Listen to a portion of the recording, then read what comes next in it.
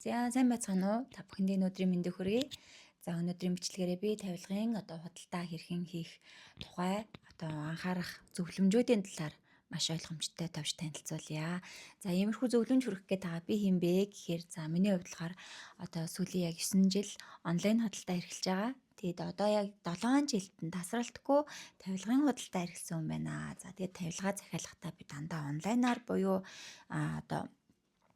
үйлдвэрээс захиалж хийлэгдэг байгаа. Тэгэхээр үйлдвэрээс захиалахын тулд маш олон ийм анхаарах зүйлс байдаг. Гэтэ анх ингээд тавилга захиалж исэн үеийг бодох юм бол хүмүүс харьцангуй тавилга захиалах талаар нэлээд хүлээлттэй. За тэгээд бас ойлголттой болсон нь бас давуу талаа. Тэгээд намайг энэ ажлаа эхэлж байхад жишээ нэг 7 сарын 1-ийг захиалждаг. Тэгээд тухайн тавилгачин нэг 10-аас 14 хоногт ингээд ирнэ гэхэд яг нэг наадмын эхлээгүй ах ч хүмүүс хөдөө гадаа яваад өгчдөг гэсэн аахгүй юу.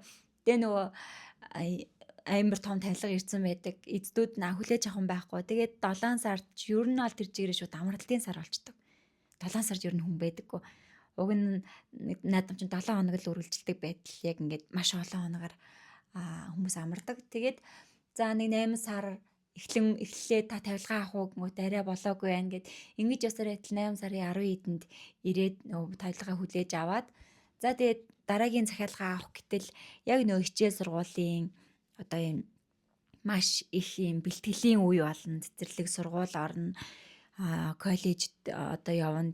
Энэ бүх сарууд ч юмур хамгийн их мөнгө хэрэгтэй болдог сар мэдээж энэ саруудад захиалга орж ирэх нь харьцангуй бага байдаг. За тэг хүмүүс бэлэн тавилга авдаг. Арай гэж хичээл сургуулийн юм дуусаад үргэлжлүүлээд 20 найрын сар болдог.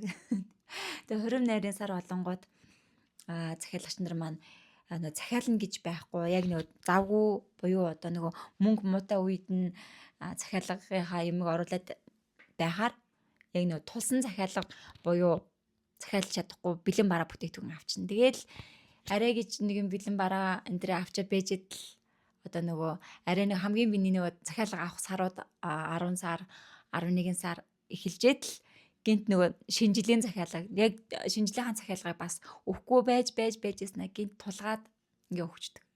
Тэнгүүд яг шинжилгээс өмнө амжихгүй гэл ингээл асуудал үүсдэг. Гэх мэтчлэн ингээд онлайн захиалга анх эхэлж байхад бол төлөвлөх гэдэг зүйлийг манайхан ерөөхдөө хийхэд айгүй хэцүү байдаг гэсэн мах мэдээж бас захиалга авах гэж байгаа миний хувьд ч гэсэн тулгад захиалга авчаа дараа амжихгүй байх тохиолдол маш их байсан. За тэгээд захиалга амжихгүй юм тохиолдол айгүй гарч байсан. За тэгээд ингээд энэ ажлаа тасралтгүй ч ингээд 7 дахь жил руугаа ингээд ороод ирэнгүүт захиалагч нар маань ямар ч хийсэн төлөвлөх ёстой гэж мэдэж аваад бас нэг харьцангуй гайгүй болж байгаа. За тэгээд ингээд хүмүүстэй өгөх ингээд маш олон зөвлөгөө байдаг. Та үүнийхээ ингээд дэс дараалтайгаа яриад явчихъя гэж бодож байна. За тэгээ манайхаа болохоор ингээд маш олон төрлийн захиалгын байнга авдаг. Тэгээд буйдан, шкаф, ширээ сандал гээл бүх зүйлийг урдаас үйлдвэрээс нь ингээд захиалаад өгчдөг. Тэнгүүд ингээд захиалагч нар маань хамгийн их асуудаг зүйл нь хямдхан гэдэг үгийг айгүй их асуудаг. Юм хямдхан уу? Үнийх нь ялгаа ямар ялгаатай байдгийг ингээд бараа бүтээгдэхүүний чанарын ялгаа нь үнийн ялгаатайгаа ингээд харьцуулах юм бол арай өөр байдаг. Жишээ нь чанартай бараа бүтээгдэхүүн хийц материал орцсон. За ядчил ингээд шкафанд орж байгаа юм цавуулгынх нь бодсон ч юм уу ингээд цавуулга нь ингээд эко байх тусмаа үнэтэй. За цавуулга нь ингээд хямдхан гэдэг нь хортой ч юм уу тий. Цавуулга юм үнэртэй юм хурд бодистой байх тусмаа тухайн шкафны үнэ нь хямдхан байдаг. Үүнтэй адилхан буйдан за бүр ширээ сандал дээр хүртэл яг энэ дөрвөн маань бол үйлчлдэг. Хямдхан гэдэг нь орц материал хийц бүгдөө хямдхан байдаг. Үнэтэй гэдэг нь за эко эрүүл мэндэд сөрөг нөлөөгүй ийм материалуудаар хийсэн бол тухайн бараа бүтээгдэхүүн үнэтэй байгаа явждаг. Тэгэд энэ мэдчлэн маш олон зүрх ялгаа байдаг. За тавилга захиалгатаа анхаарах ёстой зүйлсийн талаар ингээд дэлгэрэнгүй надад ингээд зөндөө олон тодорхойж исэн кейсүүд байдаг. Тэр тухай ингээд ярилцсан явъя. Жишээ нь хүмүүс ингээд бод ингээд болноос анхтаа баруун талтаа энтергээ захиалцдаг байхгүй. Тэнгүүт би болохоор ингээ яг нэг өөрийнхөө мэрэгжлийн дагуу будин дээрээ сууж байхад баруун гар талтаа гэд захиалсан байхад захиалагч маань эренгүүтээ би чамд ертөнцийн зүгээр баруун гар талтаа гэж хэлсэн шүү дээ. Гэт ингээд захиалагч үйлчлүүлэгч одоо нөгөө хоёрын хооронд ийм маш том одоо нөгөө буруу ойлголтын ийм юу гарчдаг. Би болохоор яг нэг мэрэгжлийнхаа хэллэгээр баруун талтаа буюу сууж хахад баруун гар талтай юм байна гэд ойлгоод булангаа захиалчхад захиалагч маань өөрийнхөө зүгээр одоо нөө ертөнцийн зөв мөгээр ярьж агаад захиалцдаг. За энэ бол нэр зөндөө одоо баг 10-ийн 2-т нь гардаг байсан л да. За дараа нь болохоор ингээд материалны сонголт байдаг. Хүмүүс ингээд дуртай материалаараа ингээд бараагаа захиалцдаг штэ. Тэнгүүт одоо ингээд арьсан буудэнд тохирсон юм загвар гэж байдаг. Тухайн загварыг арьсаар л бол тийм үн, чамин, тансаг юм үзэмжтэй харагддаг бол зарим загвар яг юм даавын чигээрээ байхад илүү гоё юм одоо модерн юм илүү тансаг харагддаг. Тэнгүүд одоо тийм тансаг харагддаг юм даавын материалтайг ингээд арьсаар захиалчих юм бол тухайн загварт тохирсон гэ материал нь байхад энийг өөрчилчих юм бол тухайн загвар арай өөр болоод явчихдаг. За үүнтэй адилхан өнгөн дээр ч гэсэндээ зарим загварт ийм тод өнгө тохиромжтой бол зарим загварт ер нь бол ийм бүдэг бараан өнгө тохиромжтой байдаг. Гэх мэтчлэн маш олон ялгаа бол байдгаа. Тэгэхээр нөгөө аль болох тухайн загварыг хэтэрхий өөрчлөх гээд ер нь бол байсныг хэрэггүй байдаг шүү. За тэгээд дараачийн маань одоо манай захиалагч нарын хамгийн их гаргадаг алдаа бол маш том ийм загварыг 4 метртэй 3 метр 80-тай ийм том харагддаг загваруудыг 320-оор 3 метрээр бүр 280-аар захиалцдаг. Тэгэнгүүт энэ загвар миний анхны ингээ үзчихсэн загвар биш байна гэж ийм асуудал маш үүсдэг. Мэдээж нөгөө том загварыг жижигнэр захиалчингууд тухайн загвар маань анхны таны харж исэн нүдэрээ ингээ харж исэн загвар шал өөр болчингууд ингээд одоо мөр шиг болчлоо энэ нэг л биш байна гэл ингээд дургуцаад идэг. Тэгэхээр мэдээж нөх хитрхи том загварыг харчаа жижиг хэмжээгээр захиалах юм бол тухайн загварын одоо загвар нь өөрчлөгдөн шүү гэдэг бас анхааруулмаар байна. За өөрчн дас улирлаас шалтгаалнаа. Одоо би жишээ нь ингээд яг анх бол ерөөсөө өөрөө ч мэддэггүй байсан. Энэ бол олон жилийн туршид ингээд захиалаад маш их асуудал үүсчихсэн учраас одоо ингээд миний одоо ингээд сэтгэлд ингээд энэ л болохгүй юм биш үү гэдэг ингээд бүр зүрхэнд ингээд орчихсон юм захиалганууд байдаг. Энэ юу вэ гэхээр одоо юм гоо сайхны тойл, шкафны комод, за чулуун ширээс сандалны юм чулуунуудыг өвлийн уйлрал захиалах дулаан зуны одоо хаврын ч юм уу намрын уйлрал захиалах хоёр шал өөр байдаг. За яагаад гэхээр ингээд шил тойлыг ингээд хүүтэнд одоо юм амар хүүтэн байхад жаах ингээд даралт өгчих юм бол маш хурдан хагарчдаг. Тэгэнгүүт зуны уйлралт ч юм уу харьцангуй хагаралт нь бол бага байдаг. Бүр ингээд шидчихээг бол тий. Тэгэхээр чулуу тэгэнгүүт нөгөө шкамнууд маань болохоор ингээд гадуур юм үйлдвэрийн модон хулгатай байдаг штэ тий. Тэр модон хулгууд ингээд одоо хит хөлтгөөрөө ан цав үүсчдэг. Тэгэхээр нөгөө каргонныч буруу биш, хүргэлтэнч буруу биш. Ер нь бол ингээд улирлаас шалтгаалаад хит хөтөн үед жаахан ингээд нэг даралт өгчөнгүүд тухайн шкаф маань анцаа үүсээ таарах юм тохиолдол ер нь бол байдаг. Тэгэхээр ганц над дээр захиалга өгч байгаа биш. Та одоо урдаас одоо табуугаас ч юм уу те ингээд тэмүүгээс ч юм уу тавилга захиалгаж байгаа бол улирлаа бас тооцоолох бол айгүй зүгээр юм билээ. Яалчгүй энэ шил тойлнууд бол ингээд тагараад ирдэг. Гэтэ бас азтай тохиолдол болоод хагарахгүй байх тохиолдол байгаа л да. Гэтэл ер нь бол нэг 10-ны 3-4-т нь бол надад бол тохиолддог зүйл ахгүй юу. Тэгэхээр нэг айл нэг талаас нь үүссэн юм бол биш. Ерөөдөө улирлаас шалтгаалаад ингээд хагарал гэмтэл үүсдэгэ. За тэгээд 100 ч гэсэндээ бас одоо борооноос ахуулаад бас аюу хэцүү асуудал бол байдаг л да. Гэтэ тэр болгон дээр нь бас яагаад бас хэрэггүй. Гэтэ ерөөдөө л иймэрхүү зүйл байдаг шүү гэдгийг та бүхэндээ бас анхааруулаад хэлчихье. За өөр чи юу гэдэг лээ.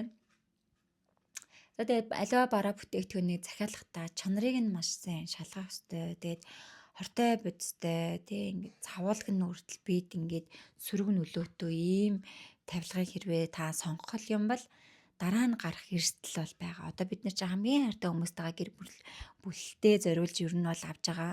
Тэгэхээр ингээд хурц үнэртэй ийм тавилга бол яалчгүй хүний бид сөрөг нөлөөтэй юм байдаг. Тэгээд хямдхан тавилга гэдэг чинь хямдхан бодингаас ахвал маш олон хямд гэдэг үн чинь олон ийм эрсдлийг дагуулдаг. Жишээ нь хямдхан бодингуудыг бол манайхан бол хамгийн сайн мэдж байгаа. Каргоны ая даахгүй модон ингээд хагараад хугараад ирчдэг. За порлон амархан суулт өгчдөг. Хямд гэдэг үг чинь өөрөө ингээд чанаргүй гэдэг одоо ийм тодтголыг дагуулж явдаг. Мэдээж нөгөө дундаж төвшин гэж байгаа. За ингээд төвшин төвшнөрөө ингээд үнүүд нь ингээд өөр өөр байдаг. Хит хямд бараан дээр би бол ярьж байгаа. Тэрнээс одоо хүн болгоны одоо нөгөө амьдралын төвшин, захиалах бараа бүтээгдэхүүний үнийн дүн нь бол мэдээж өөр байгаа. Тэгээ төвшин болгон таарсан одоо чанартай тавилга гэж бас байж болно. Гэхдээ бүр хитрхи хямдхан тавилга бол ер нь бол үннийг хэлэхэд хор байдаг шүү. Цавуулга нь хортой. За тэгээд өмнө нь би бас хэлжсэнчлэн порлоныг ингээд дахин ашиглана гэж байдаг. Хятад нөгөө хэдэн мянган үйлдвэр байгаа, хэдэн мянган загвар байгаа.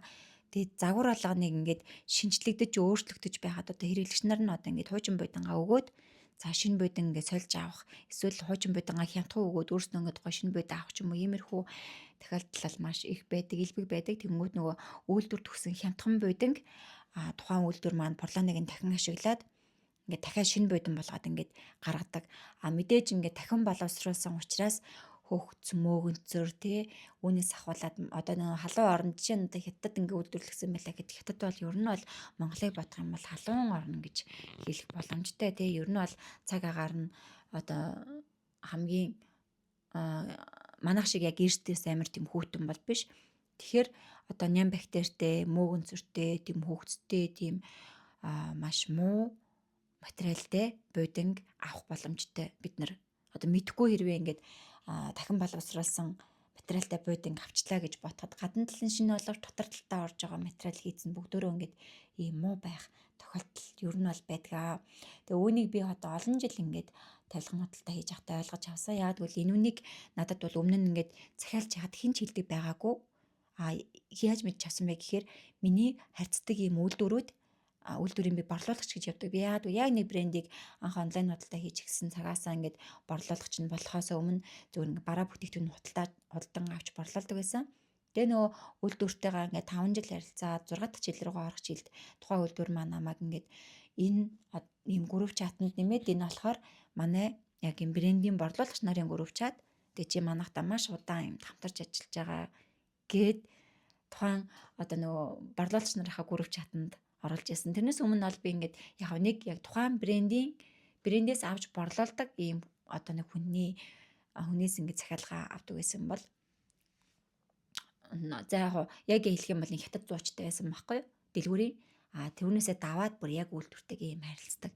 Бас энэ мэтчил нэг үйлдвэрээс олон жил үйл ажиллагаа хамт явуулаад олон жил нэг үйлдвэртэйгээ харилцахын даваа талууд нь ийм байдаг. Та ч гэсэндээ одоо нэг компанидаа 5 жил ажиллаад үзтээ альбом тушаал ахин арай нэг үнэлэг хэмжин өөр болно. Яг үнтэй адилхан тавилгыг нэг жил одоо олон жил ингээд хамтарч ажиллаад тухайн бараг брендийг ингээд борлуулад ирэнгүүт тухайн брэндтэй бас ингээд хүндлэгддэг болт юм билэ. За тэгээ брэнд гэдгийг сонгох юм бол үнэхээр гоё эсаа. Одоо үйлдвэргээд чанар муутай үйлдвэрт ингээд захиалга өгчих юм бол яалчгүй дараа нь асуудал гарна. Хугарчлаа, хагарчлаа, суулт өглөө гэх тээ. Тэгээ нөгөө чанартай брэндүүд ч юм бол нөгөө нэр хүндээ бодоод ер нь аль болох бараа бүтээгдэхүүнээ чанартай, хийц материал сайтай гар хийдэг. Тэгээд одоо бид нэр ингээ хятад ингээ явж хаад та хэд маань ч өөрснөө бол яг мэдээллийг аваагүй болохоор анзаардаггүй. Одоо ингээ айгүй олон юм сертификатууд ингээ хатцсан байдаг, өлгцэн байдаг тий. Юу нь мэддэхгүй. Тэгэнгүүт тэд нар ч юм болохоор эрүүл ахуйн стандарт, чанарын гэрчлэгээ тухайн одоо хятад дотор ч юм уу олон улс руу ч юм уу гарахад юм асуудалгүй гэсэн юм маш олон юм гэрчлэгээнүүд байд юм билээ. Тэгээ нүүд нэгдээд ирэхээр л мэддэм билээ. Тэрнээс өмнө надад тэр ингээ өлгөөтэй байсан одоо бичиг цаас өлгөөтэй байсан сертификатууд ерөөс нь харагддаг байсан бол яг тухайн одоо мэдээллийг нь аваад ирэнгүүт бүгд харагддаг болоод ирд юм билээ маш сонирхолтой. Тэгэхээр тавилга захиалган дээр ингээд анхаарах хэрэгтэй юм бол айгүй олон байдаг. Тэгээ та ч гэсэндээ одоо тавилга урдаас захиалгах гэж байгаа бол хизээ захиалгаас одоо жишээ нь жоохон ойлголттой олсон байх гэж бодож чинь те.